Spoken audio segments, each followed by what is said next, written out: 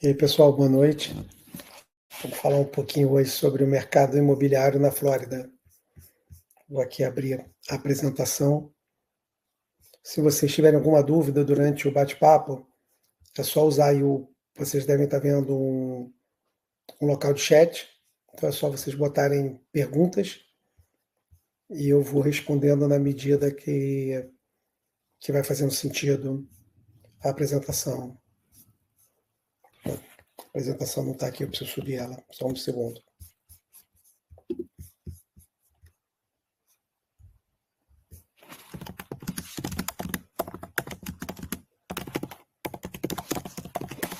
Só um segundinho, só vou aqui subir a apresentação, que por algum motivo não subiu.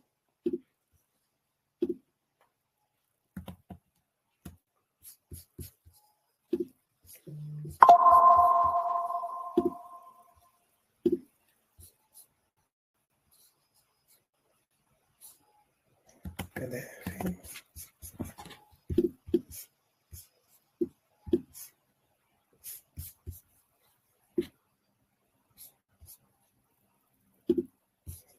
Uhum.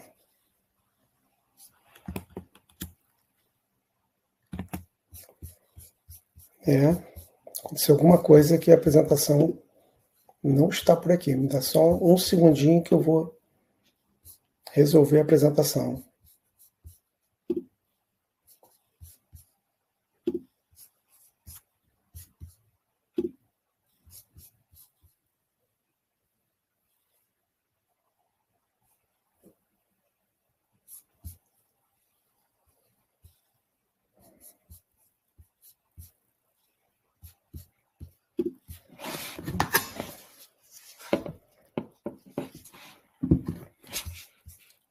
Vamos lá, gente. Só mais um pouquinho, tá?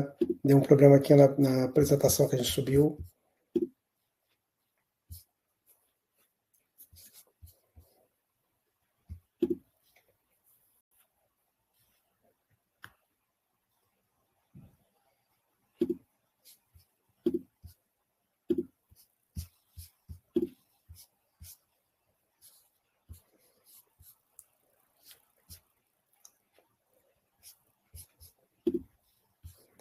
Enquanto isso, enquanto ele está subindo a apresentação, eu vou colocar aqui uma pesquisa só para ver o quanto vocês conhecem um pouquinho aqui a cidade de Orlando.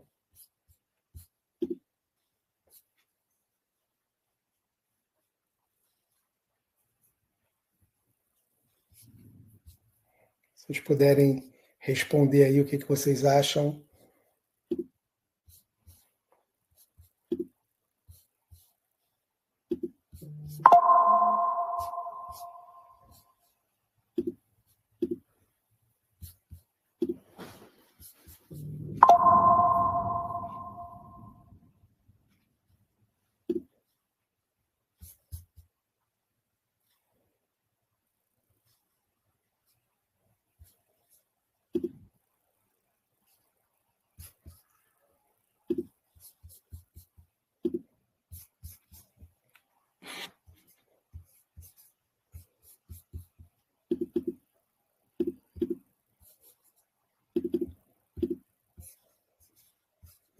Vamos ver se agora vai.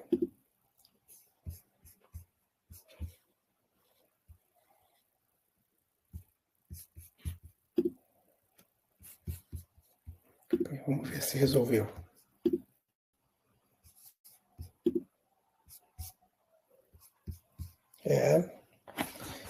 Não sei o que aconteceu. Vou ver se eu vou dar um refresh na minha tela para ver se funciona, tá, gente? Então deve sair um pouquinho do ar e voltar.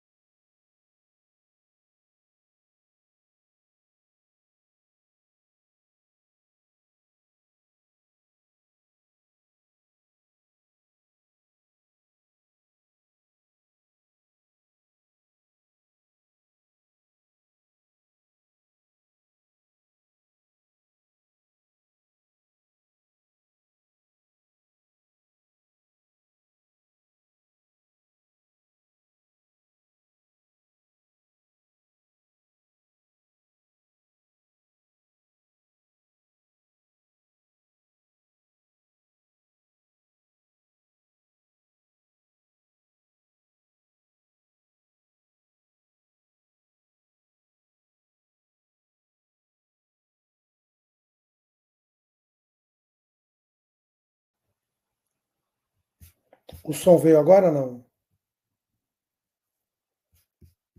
O som entrou?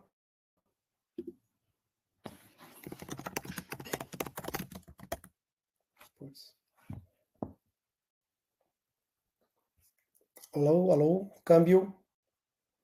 1, 2, 3. Se logo você na sala. Alô? Som ok? Opa, então vamos lá, vou voltar tudo então.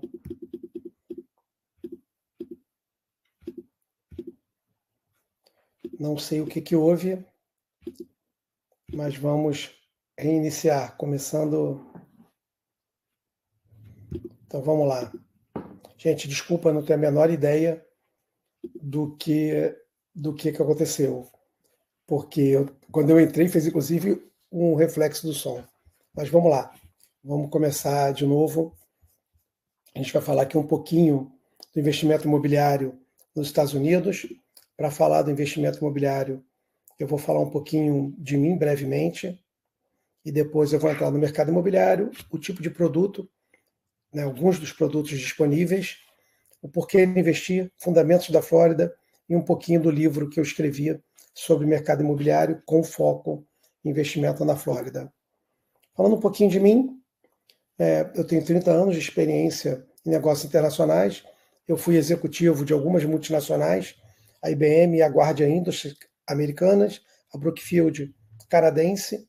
Depois eu virei empresário, mas obviamente o meu alicerce profissional tem a ver com essas empresas, principalmente com a IBM. Na IBM eu trabalhei no Rio, Miami e Nova York. A minha formação, por incrível que pareça, seja informática, mas eu costumo brincar que eu já estou curado. Depois eu fiz pós-graduação em Business Finance na FGV e depois Harvard Business School. E já estou há 12 anos aqui na Flórida. Na Flórida, eu sou cofundador da One Investment Group, que é uma holding no mercado imobiliário, onde tem algumas empresas, dentre elas o The Florida Lounge, que é a empresa que lidera o processo de venda, e depois as outras empresas acabam trabalhando à medida que o Florida Lounge entrega alguém que quer algum produto no mercado imobiliário. A One Vacation Home administra casas de férias, a Mobiliário Home é uma empresa de decoração e interior design, focada em casa de férias, não faz só isso, mas ela está focada em casa de férias, e a The Outside Lounge é a nossa construtora, muito focada em fazer casas para investidores. Obviamente a gente faz casa também para alguém que quer morar na casa, mas não é o foco principal. Falando um pouquinho do Florida Lounge, que acaba sendo o alicerce de todo esse processo, a gente tem valores que são extremamente relevantes para nós, são pessoas, verdade, educação, experiência, disponibilidade. A gente entende que esses são pilares essenciais para que a gente possa atender principalmente o brasileiro que chega aqui sem conhecer o processo, sem conhecer os produtos. Então a gente precisa ter o time inteiro alinhado com esses valores. E com uma missão muito clara, que é promover a melhor experiência com tranquilidade e segurança, para unir pessoas a negócios imobiliários na Flórida. E para fazer isso, a gente é a única imobiliária americana que tem presença fixa no Brasil. Tá? Nós não somos uma imobiliária no Brasil, nós somos uma imobiliária americana com presença no Brasil. Tá? A gente tem uma loja na Barra da Tijuca, no Rio de Janeiro, e a gente tem um escritório em Alphaville, tá? Que fica no mall também, mas é um escritório, não é uma loja. E agora vamos voltar onde nós deveríamos estar quando eu descobri que o som não estava funcionando. Né? Por que investir? Então, para falar do porquê investir, eu quebrei esse processo em 3 blocos. O primeiro, porque investir em imóveis. Né? Então, primeiro, porque o imóvel é uma proteção natural contra a inflação. Né? Normalmente, quando você inflaciona o mercado, o imóvel ele tende a ir junto, tanto que os aluguéis acompanham a curva, né? E o imóvel vai ali junto. É uma diversificação natural de portfólio. A gente também não acredita que tudo tem que ser imóvel, embora, no meu caso, todo o meu dinheiro está em imóvel, mas a gente não acredita nisso, a gente acredita na construção de um patrimônio, na diversificação de patrimônio, porque a construção de patrimônio é o terceiro item. Você está criando patrimônio, né? Ninguém tira aquele imóvel de você, ele está lá, ele é de verdade, ele gera receita, através do dividendo, dos aluguéis, ele tem a própria valorização patrimonial, então, na medida do tempo, o teu patrimônio cresce, ele é considerado um produto de baixo risco, não é que seja ausente de risco, mas o risco é baixo, principalmente quando você faz o investimento de forma bastante consciente, bem acompanhado, sabendo aonde que você vai investir e tendo todos os detalhes mercadológicos daquilo que você está fazendo. É um investimento perene, ou seja, você passa de gerações para gerações. Se você investir no lugar certo, ele tem liquidez, não é que ele não tem a liquidez D0 ou D1, mas num lugar adequado ele tem liquidez, porque provavelmente vai ter demanda. E, obviamente, quando você tem um imóvel, você também sai do aluguel. Né? Agora, por que investir em dólar? Né? Porque a gente está falando de imóveis na Flórida. Então, primeiro era, por que eu preciso investir em imóveis? Agora, por que eu vou investir em imóvel? Primeiro, em dólar. Primeiro, para diversificar mercado. E diversificar mercado não é necessariamente porque o mercado esteja ruim ou porque você não gosta do político que está sentado na cadeira. É para diversificar, para você não botar todos os ovos na mesma cesta. Você poder separar um pouco o teu patrimônio. E você, obviamente, você vai colocar o teu patrimônio na moeda mais forte do mundo. Você faz a diversificação política, por consequência, ninguém nunca perdeu dinheiro porque botou dinheiro em dólar, é só, obviamente, sentar nele que ele performa. E tem uma teoria que eu gosto muito, que é a Smile Theory, que é de um cara da UPS, que ele diz que quando o mundo está tudo muito bom, o dólar fica forte. Né? Porque todo mundo acaba fortalecendo naturalmente as transações, o dólar se fortalece. Quando está tudo muito ruim, o dólar também fica forte, porque as pessoas acabam procurando ativos mais seguros, que normalmente são ativos dolarizados. Em alguns momentos, a crise é nos Estados Unidos. Né? Então, por isso faz um formato de um sorriso. Você tem 2 pontos em cima e 1 ponto embaixo. Né? Mas o que é importante é que, numa crise, historicamente, os Estados Unidos saem primeiro. Né? Então, eu sempre me questiono, numa crise, onde é que eu quero estar com meus recursos? Né? Se eu prefiro estar no Brasil com meus recursos ou nos Estados Unidos, onde eu tenho, além de uma economia maior e mais estabilidade, eu tenho mais segurança jurídica. E um pouco dos 13 motivos para você investir na Flórida. Eu não vou ficar detalhando todos, né? São todos motivos relevantes, mas o crescimento econômico dos últimos anos ele é bastante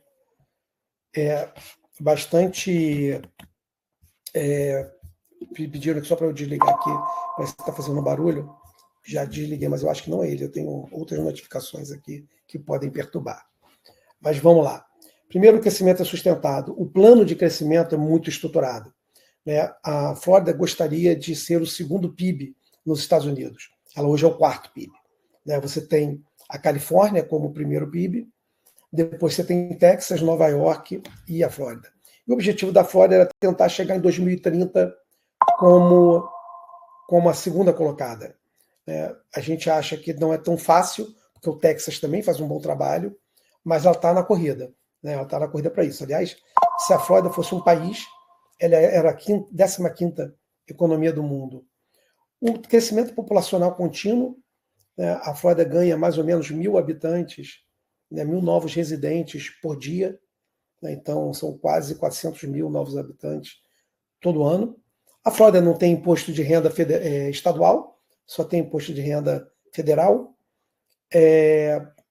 A demanda por imóveis não para de crescer. O mercado de turismo da Flórida e de Orlando, que é onde eu estou, bate recorde atrás de recorde, ano atrás de ano.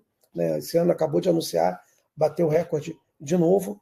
A gente tem investimentos enormes em infraestrutura, desde infraestrutura como parques, a infraestrutura viária de transporte.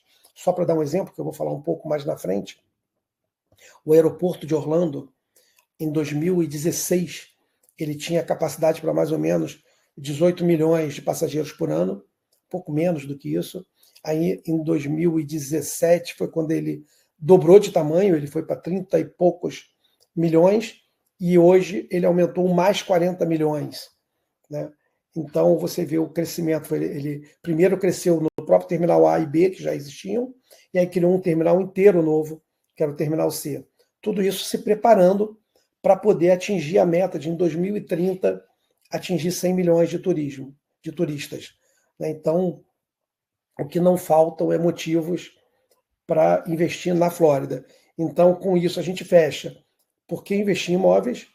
Por que investir em dólar? E por que investir na Flórida? Falando um pouquinho do mercado imobiliário americano, agora estou falando do mercado como um todo, não só na Flórida, embora eu vá destacar o da Flórida, 2% do mercado é feito de investidores internacionais. Esse número flutua um pouco ano a ano, tá? Mas ele já foi mais do que isso, ele já bateu quase o dobro desse tamanho, mas ele sempre fica ali entre 2% a 5% dos investidores. Mas o que é importante? São 54 mil imóveis transacionados por estrangeiros. Se a gente for olhar quem é o maior investidor, o Canadá, ele é o maior investidor. A China é o segundo maior. A China tem uma particularidade, ela está muito na costa oeste, né, até porque é mais próximo da China. Né, e o Brasil, ele está ali na sexta posição, quase empatado com a Colômbia. Só que tem uma coisa que é interessante. O Brasil ele é muito consistente. Ele está sempre ali entre o quinta e a sexta posição. E o vizinho acaba sendo muito função do momento econômico de cada país. Então, já aconteceu de ser a Venezuela, já aconteceu até de ser a Argentina, mas conforme as economias vão mudando, esse outro colocado muda. O Brasil, ele normalmente, ele continua aparecendo nessa lista. Quando a gente vai olhar a Flórida recebe 20% de todo investimento internacional. Né? Então você vê que a Flórida ela não chega a ser o dobro do Texas. Né? O Texas está ali, se não me engano, em 12%, mas ele é quase o dobro da Califórnia e é o maior destino do investimento estrangeiro, o que reforça um pouco o porquê a Flórida, que eu falei um pouquinho antes. E aí, quando a gente vai detalhar dentro da Flórida, o canadense continua sendo o maior investidor, só que repara que a participação da Flórida do canadense é maior do que nos Estados Unidos como um todo. Né? A gente tem aqui o que a gente chama de snowbirds, que são os pássaros da neve, né? Que todo inverno você tem uma migração fortíssima do Canadá para cá, é muita gente que vem. Tem vários condomínios aqui, inclusive, que são especializados em canadenses. E aí, na Flórida, nós já somos o segundo colocado. A gente está ali com 10%, né, o que é mais do que o dobro da nossa participação no mercado como um todo. Ou seja, nós somos extremamente relevantes na Flórida. Né? E aí, agora falando um pouquinho ainda do mercado imobiliário americano, a gente ouve muito falar, não, vai ter uma crise, os preços na pandemia subiram, e não existe nenhum indicador claro de crise. Né? A gente não tem, por exemplo, como a gente tinha na época da crise, que está pintado ali em vermelho, várias pessoas tendo as casas tomadas. Quando a gente lê ali foreclosure é o ato do banco tomar a casa de um pagador, de alguém que comprou aquela casa e que não está pagando. Né? Então ela vai lá e toma aquela casa. Se vocês olharem, os volumes estão extremamente baixos. É óbvio que se vocês olharem um ponto mais baixo do gráfico, parece que subiu. Mas, na verdade, o ponto baixo do gráfico ele é uma anomalia, porque aquele ponto baixo ele aconteceu durante a pandemia. E durante a pandemia, teve um decreto que proibiu os bancos de fazerem foreclosure, tá? Inclusive com a ajuda financeira do governo.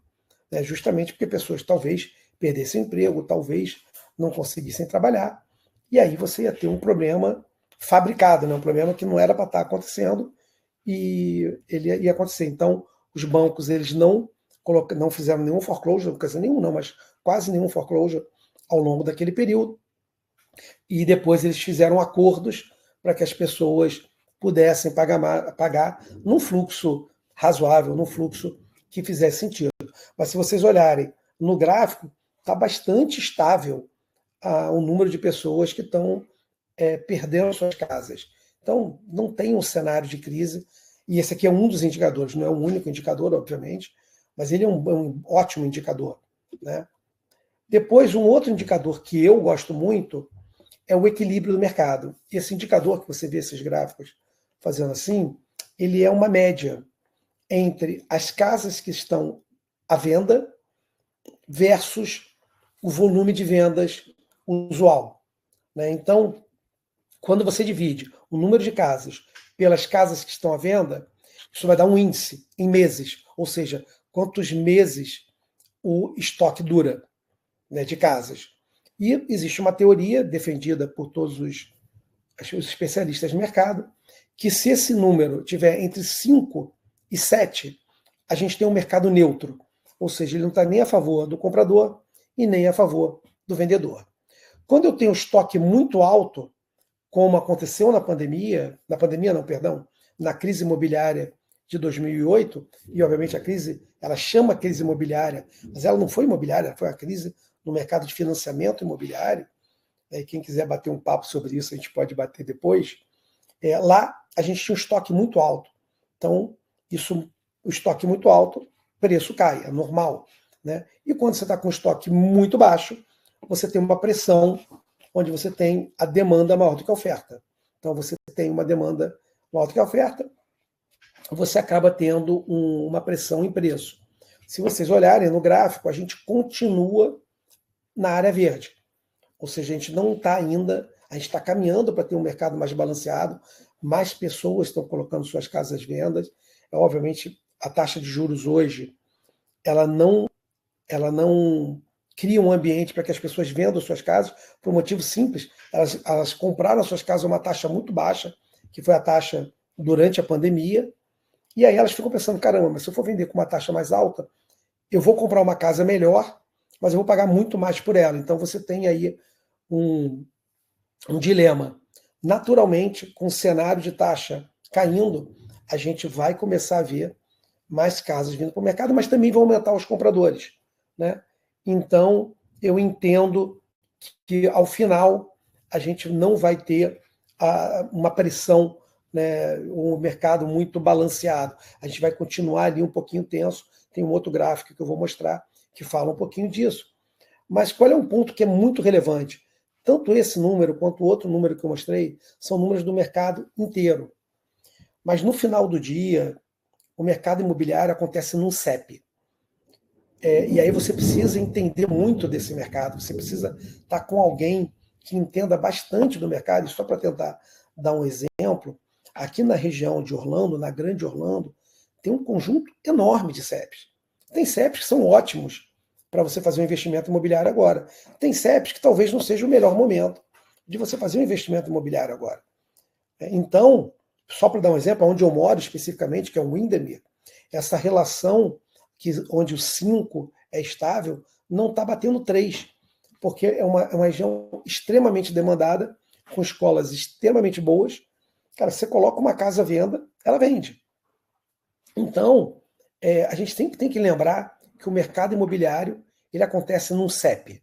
A gente, obviamente, pode olhar tendências, obviamente, o que acontece no país é relevante, mas a gente tem que analisar o CEP, né, que a gente chama aqui de zip code, né? E aqui explica um pouco do porquê que tem áreas que que são mais promissoras para investimento. Nos últimos 15 anos, as construtoras que colocam casas novas no mercado, principalmente as grandes construtoras, construíram muito menos do que nos últimos 15 anos. Então você tem um vale de construção. É óbvio que um pedaço desse vale foi para compensar o excesso de produção que aconteceu ali no período da crise imobiliária, né, onde você tinha o mercado, por conta dos financiamentos, ele entrando numa espiral e crescendo bastante o volume. Logo depois, você teve uma retração das construtoras que se esforçam em não colocar mais produto do que o mercado é capaz de absorver. Tanto que a gente ainda tem um déficit habitacional nos Estados Unidos de um pouco mais de 2,5 milhões de habitações, ou seja, faltam nos Estados Unidos como um todo 2,5 milhões de casas, né? Então, isso explica um pouco o porquê que a gente não vê um cenário de crise. Está todo mundo, o mercado de financiamento está muito mais regulado do que era naquela época. A gente não tem pessoas perdendo as suas casas porque não estão pagando. A gente não tem as construtoras derramando casas no mercado de forma, entre aspas, irresponsável. Então, o mercado está mais saudável, mas ele continua sendo suscetível ao CEP. Então, a gente precisa saber analisar, a gente precisa estar com alguém do nosso lado que consiga avaliar a região, falar um pouco do histórico, falar do que está acontecendo, estar antenado para onde está indo o investimento público, que empresas estão abrindo. A gente tem regiões, a gente tem construído muito em Port Charlotte, que é uma região que tem crescido bastante, mas se a gente vai ali para o Space Coast, que é a área da NASA, várias empresas têm migrado para aquela região, abrindo espaço para fazer investimento imobiliário, até porque tem muita gente que são moradores que não vão ser moradores para sempre, aquele executivo que vem, fica um período ali naquela região e depois sai. Esse cara acaba alugando uma casa, então você acaba tendo a demanda de aluguel crescendo um pouco quando você tem esse tipo de perfil, né? E aí, falando um pouquinho de taxa, às vezes a gente conversa, a gente ouve as pessoas falarem: a taxa está alta. Ela está variando atualmente entre 6,5% a 7%, ela tem tido bastante volatilidade. Mas vamos olhar as taxas históricas. Na década de 70, a taxa média foi de 8,86%. Na década de 80, foi 12,7%. 90, 8,12%. Depois, nos anos 2000, 6,29%. Nos anos 2010, né, aí sim a gente teve uma taxa baixa, e a média dos anos 2020 até agora, incluindo as taxas baixíssimas da pandemia, que não devem ser consideradas para análise, naquele momento a gente tinha taxa em tese negativa, porque a taxa estava mais baixa que a inflação, mas a média está dando 5,10. Então a gente tem uma tendência a repetir os anos 2000. A gente vai ficar ali na média, mas a taxa não está alta. Você pode ver que 70, 80 e 90 as taxas foram muito mais altas. E a gente está falando aí de 50 anos de história de taxa. É bastante tempo para a gente ver que a gente não está com uma taxa alta, uma taxa abusiva, muito mais uma taxa proibitiva para que a população possa comprar uma casa, que é o foco do americano, né? Quando a gente fala do sonho americano, o sonho americano ele passa muito pela aquisição de uma casa. E aí, tentando dar uma funilada para falar especificamente no mercado de Orlando, e é óbvio que ele não é o único mercado da Flórida, eu já falei de Port Charlotte, falei da Space Coast, a área de West Palm Beach, para quem está investindo em construções de alto padrão, ela é excelente, porque tem muita gente com muita grana migrando para aquela região. É óbvio que um pouco porque o Trump está por ali, né? Mas para vocês entenderem, a gente precisava escolher uma cidade para falar dos fundamentos, e Orlando é uma cidade que tem crescido muito e de forma muito consistente nos últimos 10 anos e tem um planejamento muito estruturado até 2030. Tá? Quem tiver alguma curiosidade, vale a pena dar uma pesquisada no Orlando 2030 para ver o plano estruturado da cidade. Sabe? É muita organização. Mas, olhando para cá, 53% do mercado de Orlando foi de investidores internacionais. Óbvio que isso, olhando para trás, isso também tem no turismo a sua razão, porque as casas de férias são produtos que majoritariamente são investimentos feitos por estrangeiros. O americano está começando a investir em casas de férias. Quando o turismo de Orlando em 2022, 2023 e 2024 não ficou onde deveria, ou seja, não teve o crescimento que era esperado, e agora ele está se recuperando, teve muito americano aproveitando aquele momento e comprando. Mas o que é relevante nesse gráfico é que em Orlando nós somos a principal força estrangeira na aquisição. A gente tem 21%, ou seja, esse número é tão grande que, quando você faz uma análise, é quase dizer que o brasileiro investe em Orlando. Esse é o grande foco do investimento em Orlando. E esse investimento em Orlando, a gente fala de Orlando, mas na verdade a gente fala da grande Orlando. Então é um cinturão amplo, né? Ele pega uma região muito mais ampla do que só a cidade de Orlando, mas aqui a gente é muito relevante. E só para fazer um comentário, porque o Canadá despencou de primeiro colocado no país e primeiro colocado na Flórida para quinto colocado em Orlando, a grande explicação é que o canadense ele busca a orla. O canadense, quando está fugindo da neve, ele busca a orla. Então ele tem uma concentração de compra em regiões de praia. E aí Orlando acaba que não tem tanto canadense comprando, mas 7% obviamente não é desconsiderado, né? E aí, a gente ainda falando do mercado imobiliário, e aí dentro de Orlando isso fica mais rico, né? Quais são os tipos de casa que a gente tem? A gente tem os condos, que são os apartamentos, a gente tem as townhomes, que são as casas geminadas, as vilas ou bangalôs, que são casas mais estreitas e que normalmente na foto nem está ajudando, porque a foto mostra uma garagem na frente, mas normalmente uma das características do bangalô é que a garagem está atrás, muitas vezes desacoplada da casa, e a single family, que é a casa que a gente vê nos filmes normalmente, que é uma casa propriamente dita, e que normalmente a garagem está na parte da frente da casa e ela é mais larga. E quais são os tipos de uso?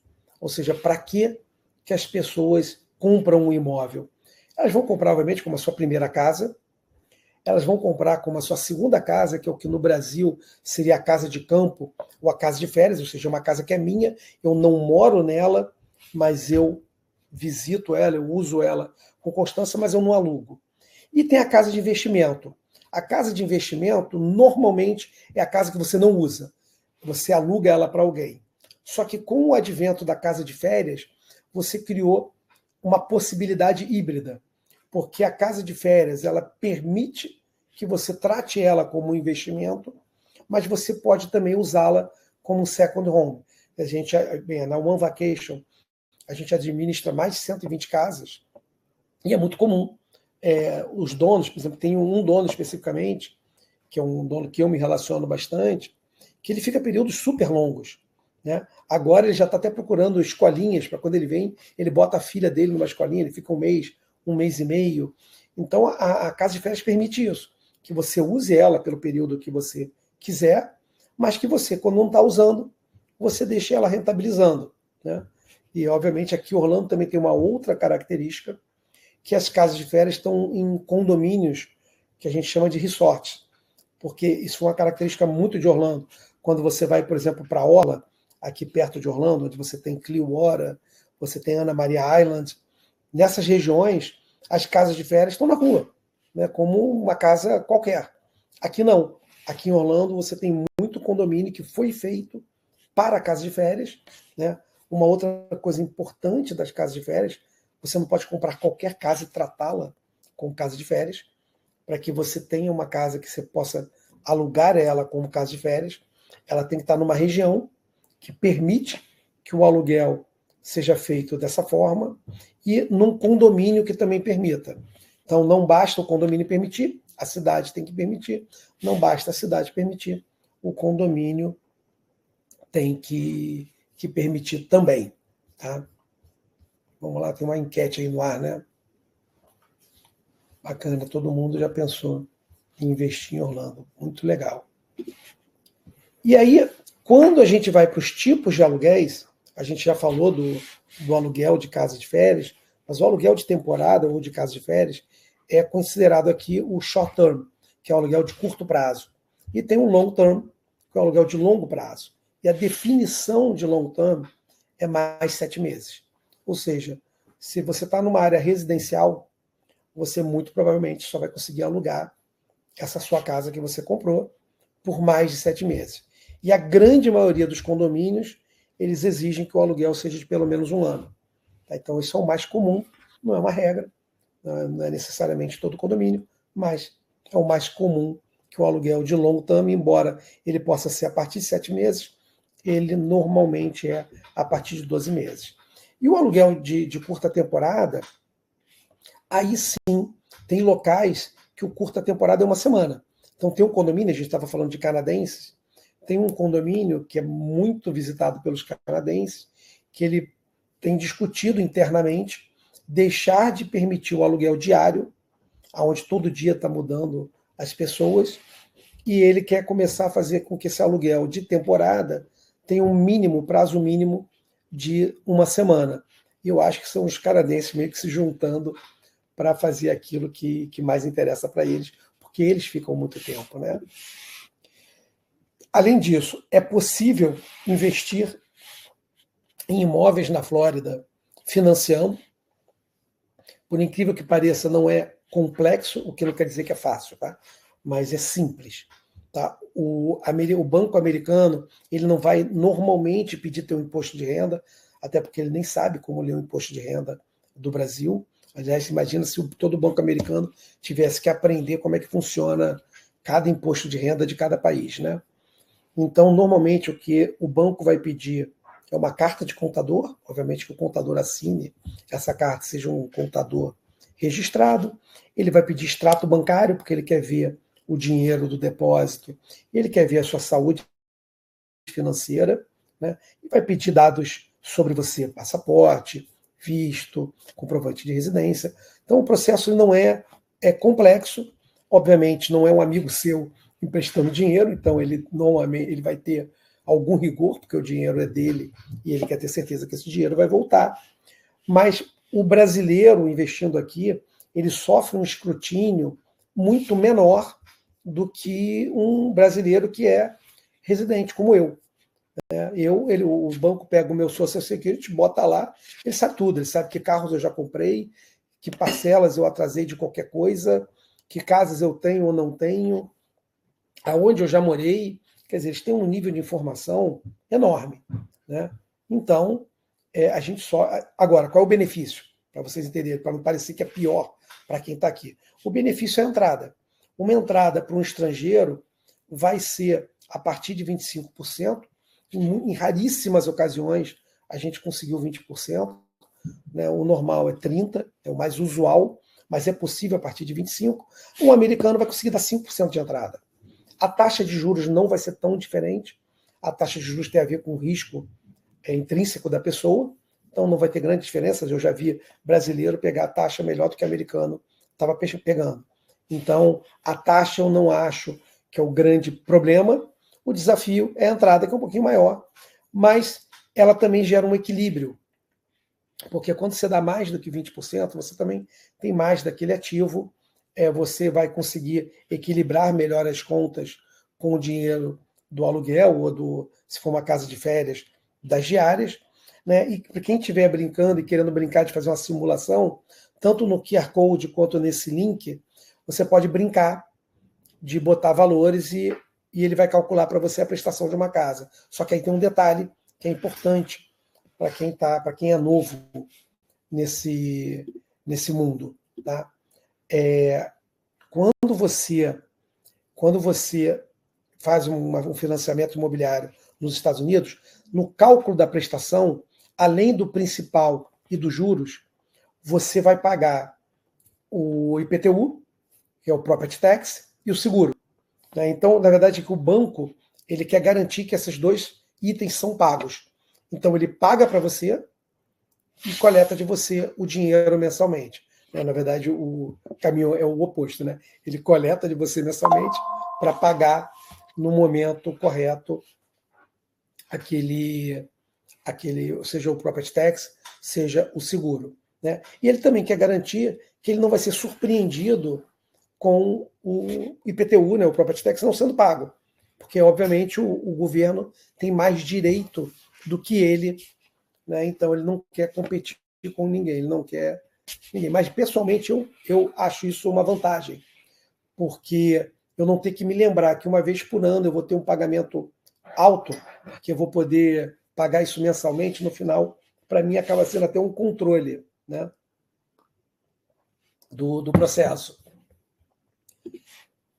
Falando ainda dos fundamentos de Orlando, mas agora olhando um pouco fora do mercado imobiliário, olhando a cidade como um todo, a cidade, isso aqui é uma foto do relatório que eu falei para vocês, Orlando 2030, que prevê que Orlando, a grande Orlando, né, que é composta de 11 cidades, praticamente dobra a população.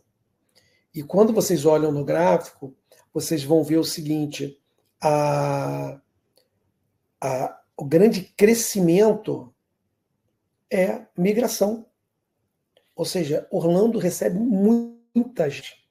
Né? E recebe, primeiro, porque tem investimentos enormes, segundo, porque ainda é uma cidade com custo de vida baixo. Quando a gente compara com Miami, se eu não me engano, o último relatório que eu vi, o custo de vida de Orlando é 25% mais barato do que Miami.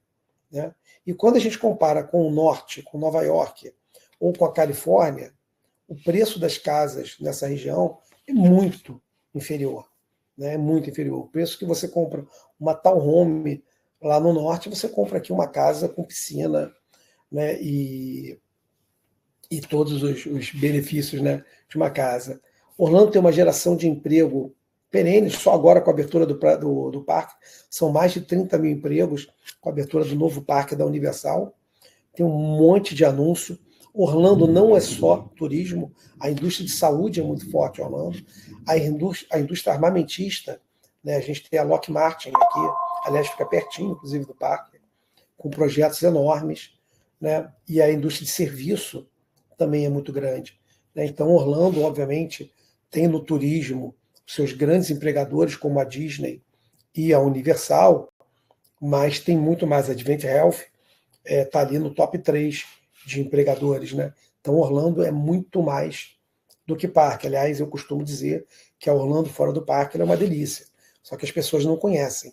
Né? Mas é muito legal você poder explorar o outro lado de Orlando.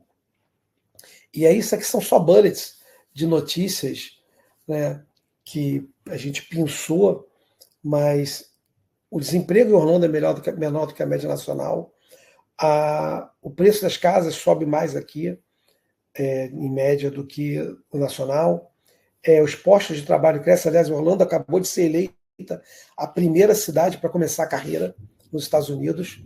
E, obviamente, isso não é à toa, porque tem muita empresa vindo para cá e o governo da cidade está colocando muito dinheiro em áreas que não têm a ver com turismo. Aliás, você vai ver o bairro de Lake Nona, ele tem a ver com a indústria médica. Né? Um bairro lindo, um pouco mais afastado, né? Muito bonito, muito rico, e tem tudo a ver com a indústria médica. E aí são só, de novo, notícias. Eu falei um pouco mais cedo, só porque eu tenho aqui o nome da Califórnia, eu falei que a Flórida recebe aproximadamente 1.000 pessoas por dia e a Califórnia perde aproximadamente 900 e poucas pessoas todos os dias. Né? E a importância do turismo de Orlando é óbvio que é importante. Né? Orlando recebe 75 milhões de turistas. Então, é você imaginar o seguinte, a população hoje de Orlando é de 2,7 milhões. E os turistas que estão na cidade, numa média mensal simples, sem considerar sazonalidade, são 6 milhões de pessoas. Ou seja, o número de turistas na cidade é o dobro da população. Então é óbvio que essa indústria é super relevante. Eu conversei há pouco tempo com o presidente do Bureau de Visite Kissimmee, e numa palestra que a gente estava, ele estava falando que sem as casas de férias, Orlando não conseguiria ter o crescimento de turismo que teve, porque não tinha quarto de hotel suficiente para todo mundo. Né? Orlando tem mais de 20 mil casas de férias. Né? A cidade de Orlando tem aproximadamente 75% de taxa de ocupação, o que em qualquer lugar do mundo já é altíssimo. Só que só o Parque Novo prevê esse ano trazer 10 milhões de pessoas. Então, obviamente, essa indústria ela vai continuar puxando outras indústrias, incluindo a indústria imobiliária. Porque na hora que o parque engatar, ele ainda está em fase inicial, ele abriu no dia 22, ele está operando com 1/3 da capacidade, justamente para fazer os últimos ajustes, mas eles esperam receber 10 milhões de pessoas esse ano, e no ano que vem, 15 milhões de pessoas. Fora o investimento que a Disney está fazendo. E quando você fala de casa de férias, você tem 7 pilares que são fundamentais para a análise de um produto. Você tem que analisar a demanda. Você não vai comprar uma casa de férias numa cidade que não visita. Né?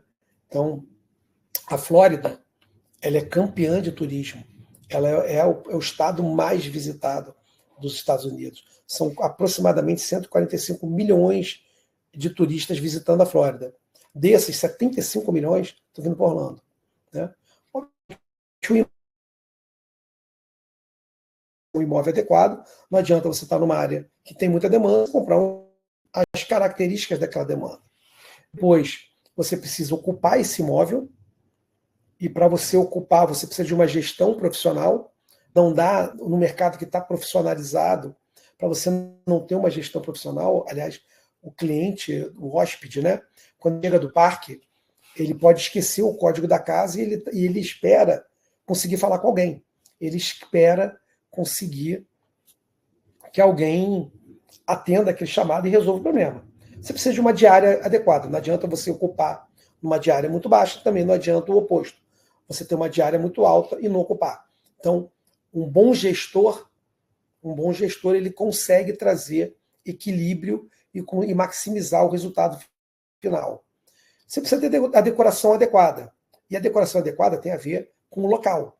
Né? Por exemplo, aqui em Orlando é comum os quartos temáticos, os salões de jogos, uma casa que agrada adultos e crianças.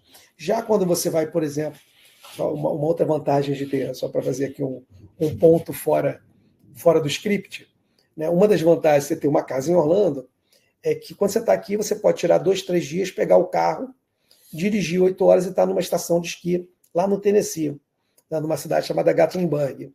Né? E aí tem uma coisa legal, lá também tem casa de férias. Né? As casas de férias lá não tem quartos temáticos, mas tem jacuzzi do lado de fora, onde está nevando. É uma demanda lá.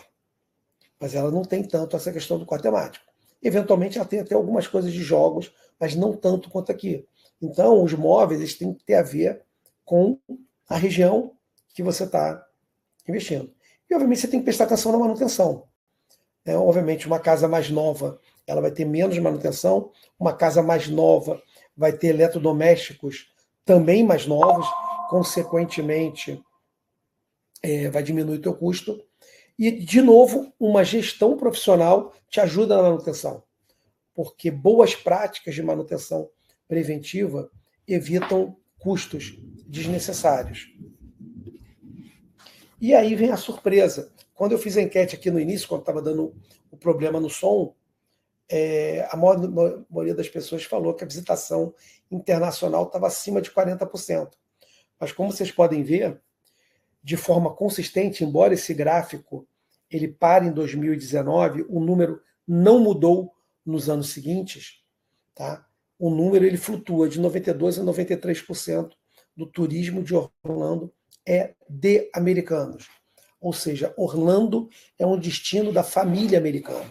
E isso influencia na decoração, isso influencia na estratégia de gestão, isso influencia nos serviços que, eventualmente, uma administradora coloca à disposição daquele hóspede para tentar atrair, mas tem uma coisa que é mais legal do que os 75 milhões de turistas com 92% de americanos, é que aproximadamente 40 milhões de pessoas que visitam Orlando vêm de carro.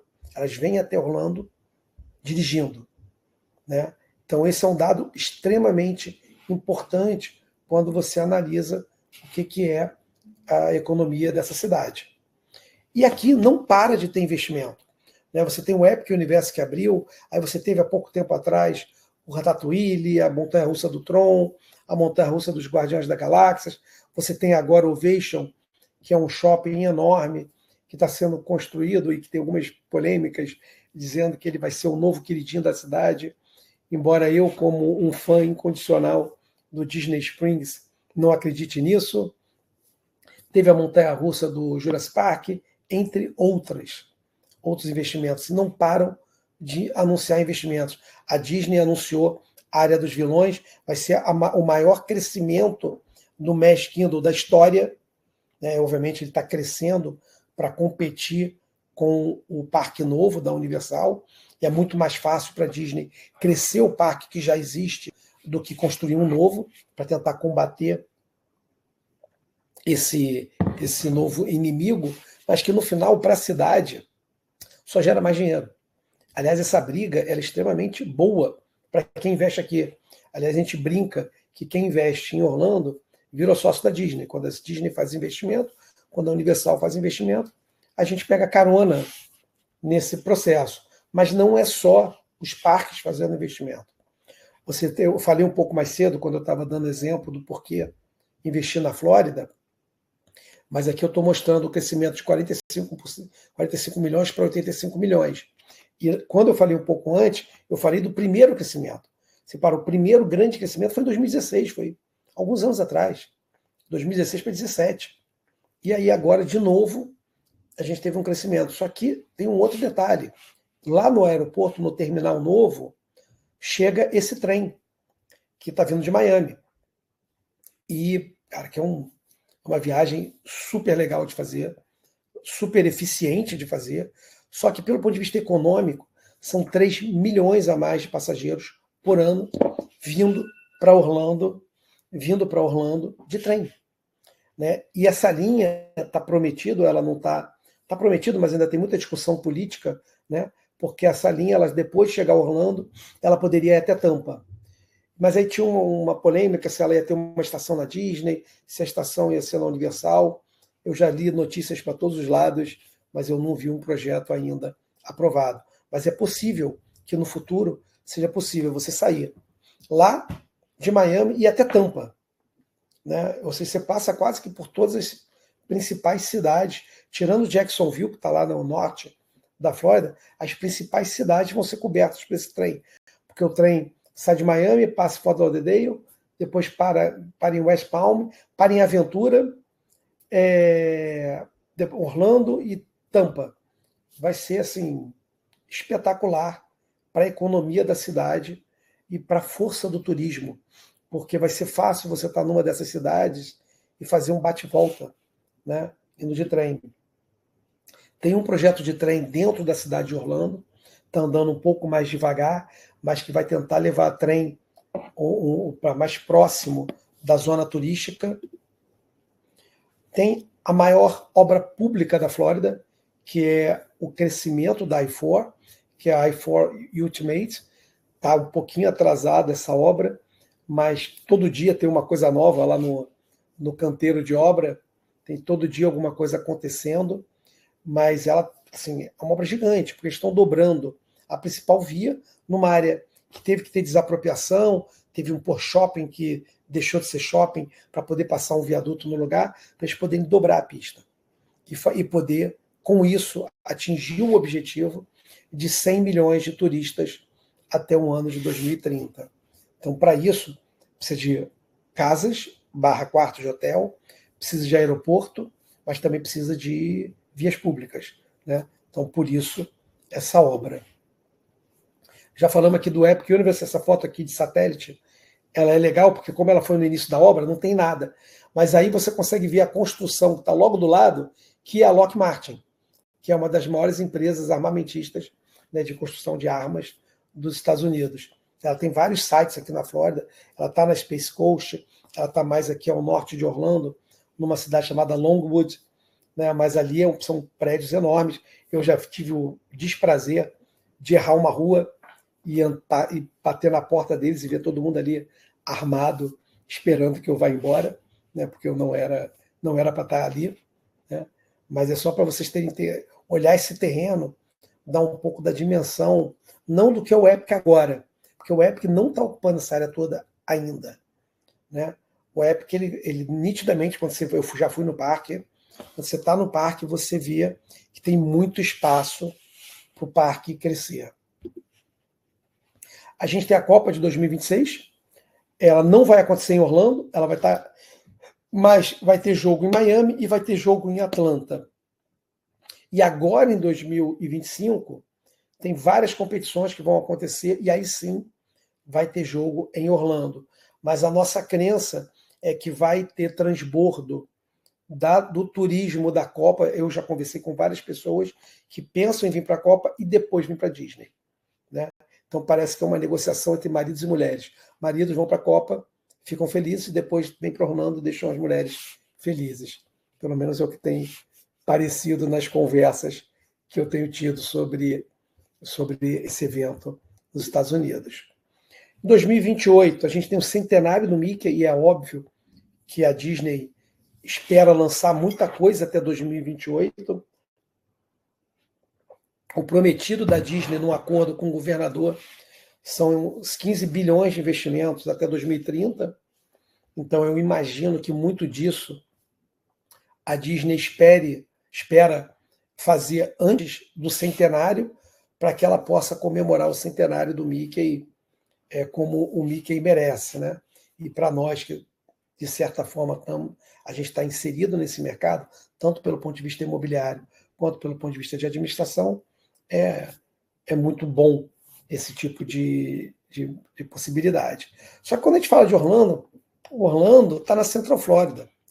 Orlando está bem no meio da Flórida, a 1h20, mais ou menos, de cada costa, um pouco menos de uma, um pouco mais da outra, mas tem um monte de praia, né, ao nosso redor. Você tem Clearwater de um lado, você tem Cocoa Beach do outro, Daytona, Titusville, Sarasota, Ana Maria Island, St. Pete, que é a minha cidade preferida. Então, muita coisa para fazer na Central Flórida, além de Orlando, além de visitar os parques, né? Então, isso aqui é só porque eu quis ser justo, botar foto de praias dos dois lados, né? E falando agora um pouquinho do tipo de produto que a gente tem disponível, a gente tem que parar, olhar para os produtos para uma outra perspectiva. Existem produtos de investimento passivo, existem produtos de investimento ativo. E é muito importante a gente entender que tem produtos que, se você não fizer esse investimento de forma ativa, você pode ganhar dinheiro, mas você está puxando todo o risco para você. Então, quem não está aqui ou quem está investindo de fora deveria buscar produtos com a característica mais passiva. Tá? Mas para falar um pouco, antes de falar de produto, falar dos tipos de rentabilidade, para a gente entender como é que você se rentabiliza quando você investe no mercado imobiliário. Você ganha um dividendo. O que é o dividendo? É o aluguel da casa, né? Na verdade, não o aluguel, mas o lucro do aluguel, né? Você tem a apreciação do teu produto, né, do teu bem. Você tem a alavancagem. Você pode investir financiado e o banco não é teu sócio. Aliás, uma outra característica do financiamento imobiliário nos Estados Unidos é que ele não... Primeiro, os juros são simples, então você não tem capitalização, né, faz o negócio ficar mais justo, e você não tem corretores, você não tem, tipo, juros mais IPCA, juros mais TR, né? Você não tem essa característica. Então, você só deve o que você pegou. Isso não vai ser corrigido nunca, né? Então, quando a tua casa valoriza e você está com ela financiada, você tem um pedaço da tua receita vem da alavancagem, vem de você conseguir se beneficiar, né, de estar financiado. Você tem benefícios fiscais, né, como, por exemplo, na hora que você olhar o seu lucro anual, você pode abater da base fiscal a depreciação da casa, né, então isso também abate a tua base de tributação, né, jogando ela para bem mais baixo, né? E você, obviamente, todo mês que você está pagando, você está amortizando a sua hipoteca. Ou seja, você está um pedaço daquele pagamento é o teu próprio bem. Ele é teu. Então, ele volta para você na forma de ativo. E a gente tem produtos como aluguéis residenciais, ou seja, você comprar uma casa e alugar no long term. Você tem um aluguel de férias, que é comprar uma casa e alugar ela como uma casa de férias. Você tem o flipping, que é muito famoso por conta daqueles irmãos, mãos à obra, né, que vão lá, pegam uma casa toda destruída e reformam ela e vendem e ganham dinheiro. Eu vou falar daqui a pouco disso. Você tem imóveis comerciais, você pode comprar uma sala comercial. Por exemplo, a gente acabou de construir um prédio com 92 salas comerciais. E você pode comprar um terreno e construir, né, onde está a nossa construtora. Ela constrói em terrenos uma casa, né, para que um investidor seja o que fez o aporte, né, para que essa casa fosse viabilizada, e ele vende essa casa e ele rentabiliza aí 15%, 18% ao ano. Mas eu queria voltar no flipping. O flipping, para mim, ele é um belíssimo exemplo de investimento que tem que ser ativo. Quando a gente vê os irmãos Mãos à Obra, todo aquele romance que é feito pelo programa, uma coisa que não é tão valorizada é o fato que um irmão é arquiteto e o outro é broker. Ou seja, um compra e vende a casa e é comissionado por isso, e o outro tem empresa que faz a reforma, né? Então, se você traz um investidor para cá, ele só está correndo risco. Aquilo que acontece, eles abrirem uma parede e a parede está toda destruída, muito mais do que tinham previsto, acontece na vida real, né? Então, ele não é tão simples de fazer. Óbvio, você pode ganhar dinheiro, mas não é tão simples de fazer. Você tem que comprar muito bem comprado. E na minha opinião, é um investimento para você fazer de forma ativa. Você tem que participar dele. Ou você está numa ponta, ou você está na outra, para que você, de fato, se beneficie desse tipo de produto. Tá? E aí, só para dar um exemplo, né, voltando, eu falei tudo antes, mas a gente tem a casa de aluguel de longo prazo. Essa casa, normalmente, ela é comprada em regiões com boas escolas. Não necessariamente, mas as boas escolas sempre fazem com que uma região seja mais demandada. Eu volto naquele meu comentário que o mercado imobiliário ele é baseado no CEP. Então, na hora que você estuda os CEPs, você vai conseguir fazer uma análise e fazer uma avaliação, né? Porque essa escola daqui ela é demais, ela tem uma demanda constante, as pessoas querem colocar os filhos nessa escola. Então, obviamente, quando você tiver uma casa ali, você colocar ela para alugar, ela vai alugar muito mais rápido por conta dessa demanda. As casas de férias, a foto ilustra o que eu tinha comentado antes, é uma característica de Orlando, os condomínios resort. Então, essa foto é num condomínio chamado Solara, que é um condomínio que eu pessoalmente gosto muito, e ela mostra, né, o quanto que a construtora que fez esse condomínio pensou na infraestrutura de resort para ele. E ela não pensou isso aqui à toa. Ela pensou porque a demanda de Orlando tem muito a ver com esse tipo de estrutura para casa de férias. Esse é uma foto renderizada do projeto de salas comerciais que a gente está terminando de montar nos próximos 2 meses. Ele está concluído, né? Aqui é um exemplo de construção. Essa casa específica da foto, eu sou investidor dela, mas além de mim, a minha mãe também é investidora dessa casa, né? São 3 investidores. Então tenho eu e meu sócio, a minha mãe e um cliente nosso, um cara que tinha tido uma casa de férias e que vendeu e entrou nessa construção. Essa não é a construção usual que os nossos investidores fazem. Tá? Essa casa aqui é uma casa que vai ser listada por 1,5 milhão. Né? Ela está num lago navegável, então essa é uma casa de alto padrão. Foi uma decisão nossa, a gente entendeu que valia a pena fazer esse investimento, mas a maioria das pessoas preferem começar um pouquinho menor, uma casa um pouquinho menor do que essa. As principais regiões que a gente hoje tem trabalhado é Orlando e Miami, obviamente, são os grandes centros. Ocala, que é a cidade que mais tem crescido nos Estados Unidos, mas nesse momento, na minha opinião, o estoque de casas está muito alto, então não acho que é um problema de ruptura, mas eu acho que muita gente construiu, então tem que dar uma esperada para o mercado consumir aquele estoque até que faça sentido investir de novo.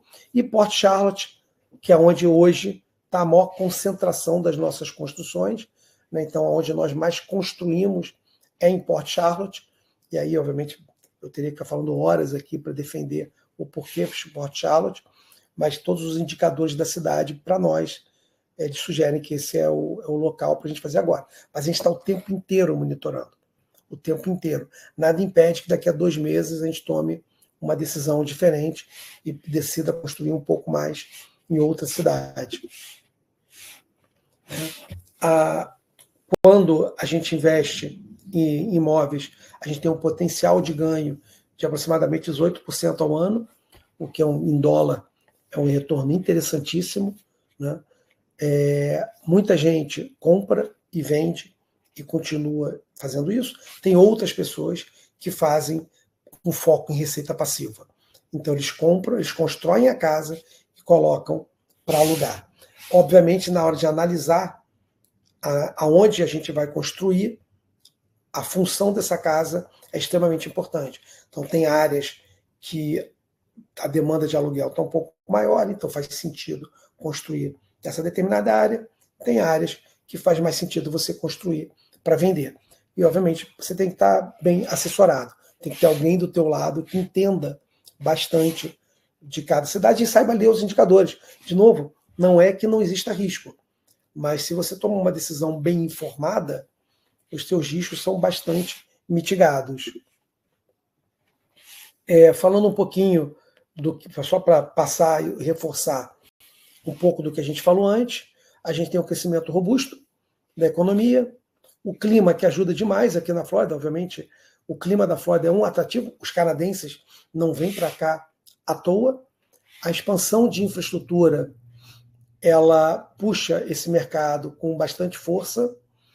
Eu já falei um pouco das vantagens fiscais, dentre elas o uso da depreciação, mas também o fato de que na Flórida você não tem imposto de renda estadual, só o federal, e a demanda constante de imóveis, porque você tem uma migração constante, ou seja, você tem pessoas vindo de fora, não é só o crescimento orgânico, né? Por exemplo, as minhas filhas acabaram de se formar, vão ganhar o mundo, cada uma vai ter uma casa agora, não é só esse crescimento, tá? É um crescimento inorgânico vindo através da migração, né? As principais cidades que concorrem com a gente, obviamente, é Nova York, New Jersey, Califórnia, Boston, Massachusetts, mas toda essa galera daí está doando para a gente hoje moradores, né? Todo mundo hoje é doador de morador para a Flórida como um todo. Agora, para Orlando, além dos doadores externos, a gente tem um doador interno, né, que é Miami e Jacksonville, doando moradores aqui para a Flórida. E só para dar um exemplo para vocês de como é que a gente monitora uma cidade, a gente tem que acompanhar a população dessa cidade, o crescimento esperado e o histórico, a média de preço aqui ela está como um número único, mas a gente olha essa média por tipo de casa. Quando a gente olha o tempo médio de venda, a gente também olha por tipo de casa, né? Então, por exemplo, em Port Charlotte, nós não estamos construindo casas de 3 quartos. Por quê? Porque a oferta de 3 quartos é enorme. Então, a gente entende que nesse segmento, a casa vai demorar um pouquinho mais para vender. Ela vai vender, mas ela vai demorar um pouquinho mais. Então, o nosso foco é onde tem menos gente competindo. E aí, um pouco do perfil do cliente final, ele é aposentado em Port Charlotte, né? Famílias novas buscando a primeira moradia, tem pessoas que estão vindo porque tem um incentivo novo do governo chamado Florida Hometown Hero, que o governo dá um belíssimo incentivo para a aquisição da primeira casa, que é um pouco do que tem ali embaixo nos benefícios, né? Você vê o americano, quando eu falo americano, é o residente, tá? Se ele se qualifica para esse programa, ele vai dar 5% de entrada e ele vai ter $35 mil para chegar junto dos custos de aquisição. Então é um programa que mexe muito. E esse programa nos ajuda a vender casas. Então, nós que somos investidores de construir casas, pegamos carona em programas como o Florida Hometown Hero, que puxa a venda de casas para pessoas que estão iniciando a vida. Esse aqui é um exemplo de uma planta, tá? Ela não é a menor planta, porque lembra, como eu falei antes, o 3 quartos eu acho que está muito ofertado. Essa é uma planta de 4 quartos e não é a nossa menor planta de 4 quartos. Essa planta tem 2.000 pés de área com ar-condicionado, que dão mais ou menos uns 180 metros quadrados. E a nossa menor planta tem 1.600 pés, mas também tem mais demanda ali. Então essa aqui é a planta que a gente mais tem indicado os nossos investidores para que eles coloquem o seu investimento nesse tipo de produto, tá?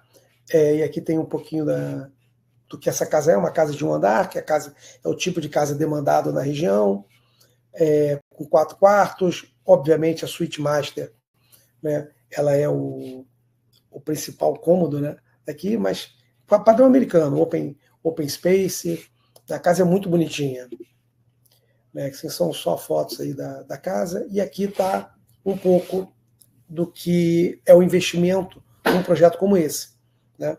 São $392 mil terreno mais construção, uma entrada inicial de 25%, 12 parcelas de 24 meses, de 24 mil, né? A previsão de venda em torno de $506 mil e potencial de lucro bruto de 114 mil.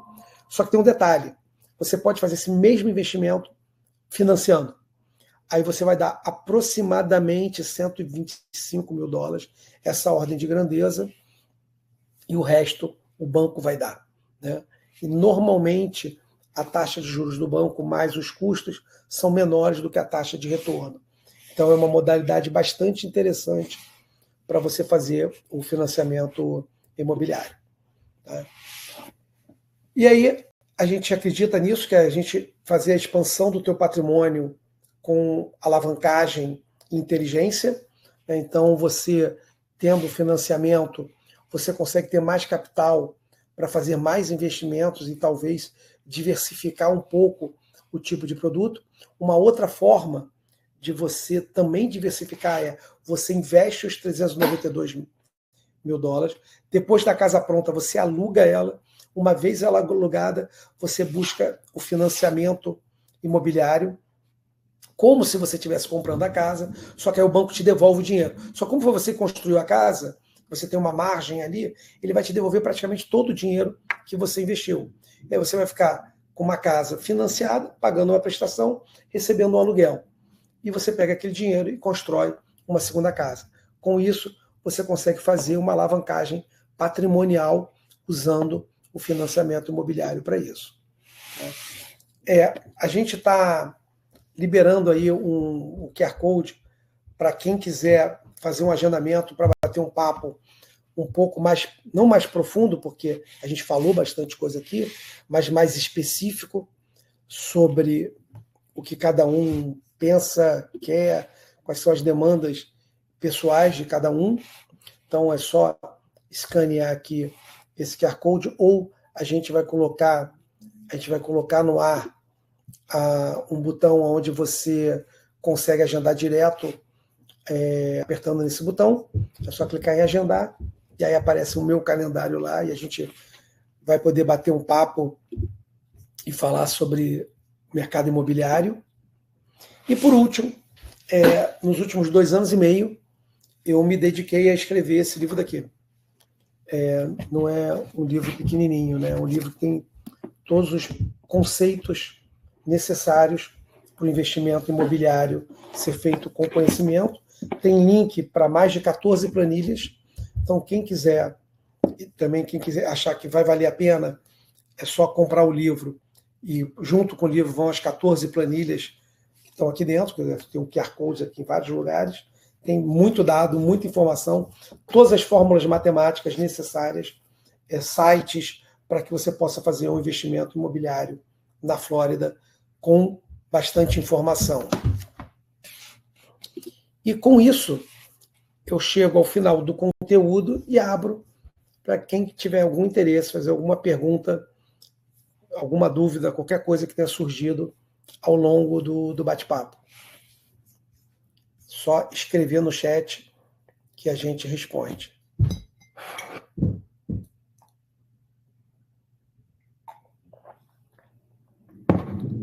Está todo mundo tímido. Está todo mundo tímido ou está todo mundo cansado, né? Porque está tarde também, né?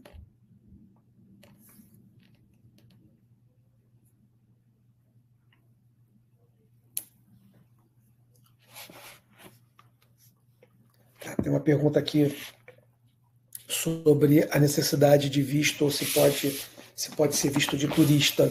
Tá? O que os bancos exigem é que tenha algum tipo de visto, porque o que o banco quer é ter certeza que você pode visitar a sua casa. Porque ele entende que se você não pode visitar a tua casa, essa casa, na verdade, você é um cliente de maior risco. Então, não tem muito sentido para ele financiar uma casa para quem não consegue nem sequer visitar. Então, você precisa ter qualquer visto. Se você for europeu, você precisa ter autorização de viagem, que é eletrônica, né? O ESTA. ESTA ou ESTA, não sei como é que fala. Tá?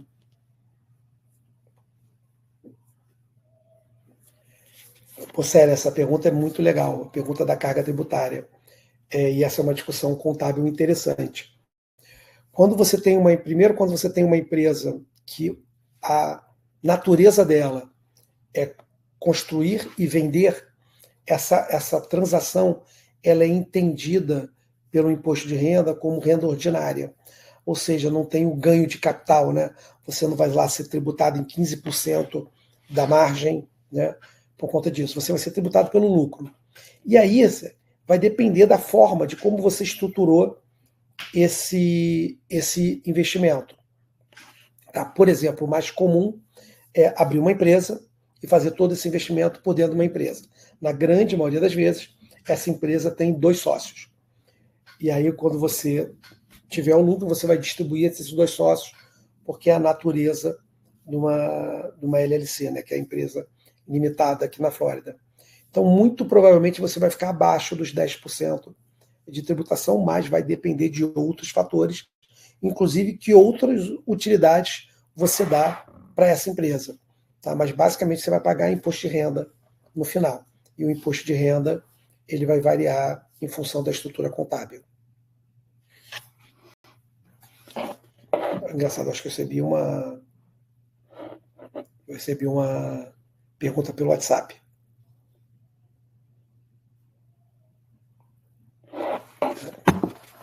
Muito parecida com o que já tinha feito aqui. Uma outra pergunta que fizeram é sobre a utilização da casa de férias. Se pode morar numa casa de férias. Não necessariamente. Vai depender do condomínio. Então, o condomínio vai determinar qual é o tempo máximo que o dono pode ficar naquela casa. Tem condomínio que você pode, inclusive, morar, não tem problema nenhum, embora não seja usual, né, não é o mais comum, mas vai depender muito da dinâmica de cada condomínio. O que mais? Novas perguntas?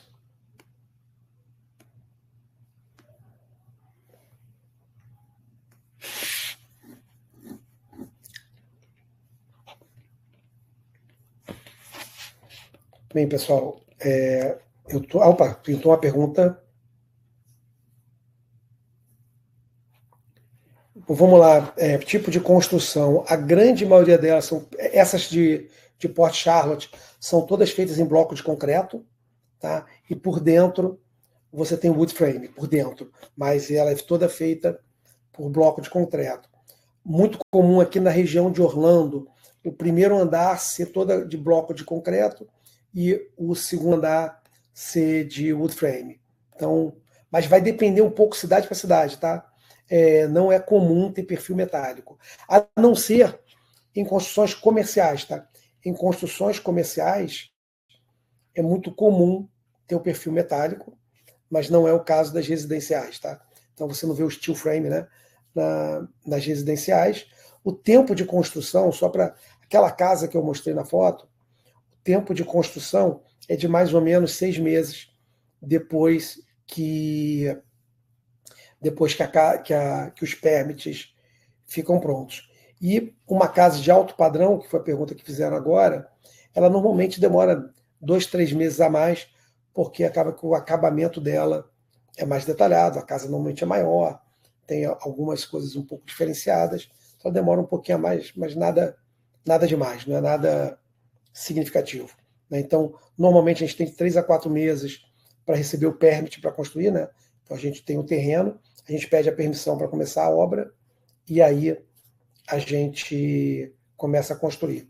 Começando a construir, em 6 meses, a obra está pronta.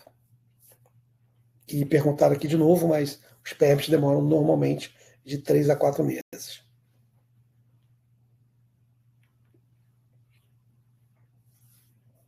E é isso, gente. A gente já está junto aqui há quase. Já estamos juntos aqui há quase 1h30. Tivemos um probleminha do som no início. Agradeço a quem acreditou que o som ia voltar e fez funcionar. Eu estou à disposição de todos para bater papo, para falar um pouquinho de investimento imobiliário, como é que dá para viabilizar, como é que funciona o financiamento imobiliário por mais detalhes, né? Para todo mundo que quiser fazer alguns estudos, eu vou estar à disposição, tanto eu quanto o meu time. A gente vai estar aqui pensando e o tempo inteiro querendo dar a melhor informação possível para vocês. Beleza? Então, com isso, eu vou desligar a câmera, vou deixar aqui o QR Code do livro na tela, e eu agradeço demais a todos que ficaram aqui até agora, tá bom? Um abraço.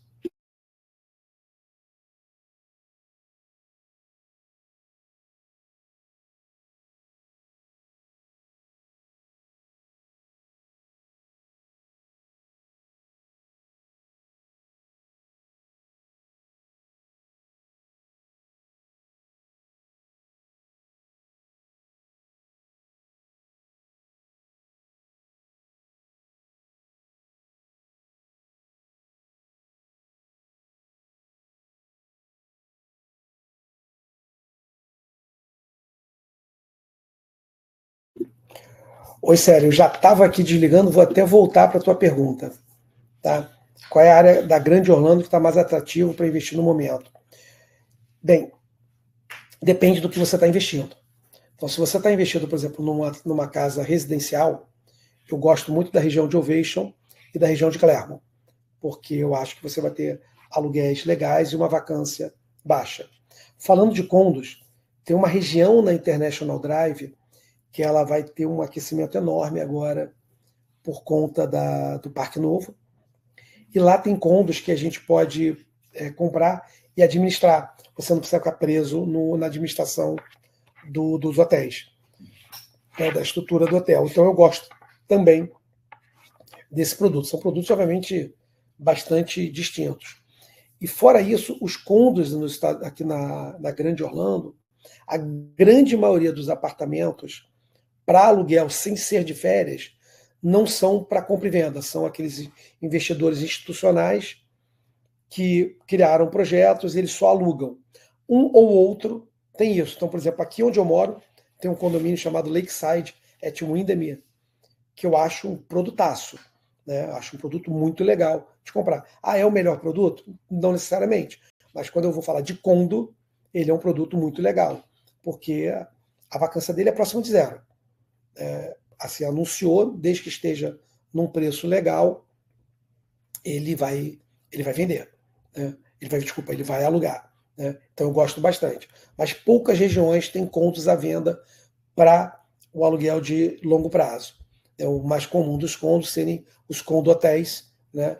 Que aí são produtos para rodar como vacation. Mas, de novo, tem alguns muito interessantes, com preços interessantes agora. Eu, inclusive, acho que os preços vão mudar tão logo o Epic dê tração. Tá? Então, espero que eu tenha respondido a tua pergunta. Se não, marca um bate-papo e a gente conversa. Dá para falar quase que região a região. Dá para ficar. Aliás, é até um tema de um webinar inteiro. Fazer um webinar só para falar de cada região. Cada região tem a sua força, cada região tem a sua natureza. Tá bom? Agora eu vou, de novo, desligar aqui a câmera e o microfone e agradecer a vocês por terem estado até aqui batendo papo comigo.